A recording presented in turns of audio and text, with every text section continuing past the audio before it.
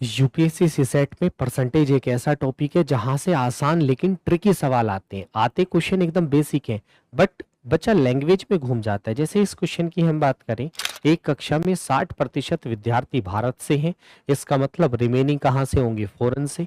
50% विद्यार्थी लड़कियां हैं, मतलब टोटल में 50% लड़कियां हैं, और भारतीय विद्यार्थियों में 30% लड़कियां हैं, तो विदेशी विद्यार्थियों में कितने प्रतिशत लड़के हैं? हमेशा ध्यान रखना, इस तरह के क्वेश्चन में जो डेटा देगा ना, उसकी अपोजिट डेटा आपसे पुटअप करेगा, तो हम डायरेक्ट अपोजिट डेटा निकालेंगे।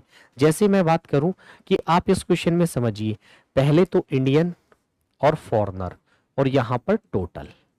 आपने कहा अगर 60% विद्यार्थी भारत से हैं, मतलब 600 स्टूडेंट अगर इंडिया से हैं, तो 400 फॉरेन से होंगे, या मैं कह सकता हूं टोटल में मान लेता हूं 1000 स्टूडेंट है।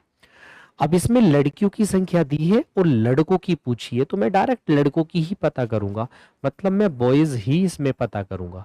अब बॉयज के लिए वो क्या कह रहा है कि यदि टोटल 50% लड़कियां हैं, इसका मतलब बाकी के 50% लड़के होंगे, मतलब 500 लड़के होंगे। उसमें से 30% लड़कियां भारतीय विद्यार्थियों में हैं, मतलब इंडिया के जो स्टूडेंट हैं उसमें 30% गर्ल्स हैं, तो 70% बॉयज होंगे, मतलब 420 लड़के होंगे। अब मैंने कहा टोटल 500 लड़के हैं, उसमें से 420 इंडिया से हैं, इसका मतलब बाकी के जो 80 हैं वो कहाँ से हैं? फॉरेन से। अब ये जो 80 है यही बताना है कि इस 400 का कितना प्रतिशत है, क्योंकि टोटल फॉरेन स्टूडेंट इतने हैं, तो आपने कहा 20% लड़के हैं फॉरेन से। इसका मतलब option D is the right answer of the question.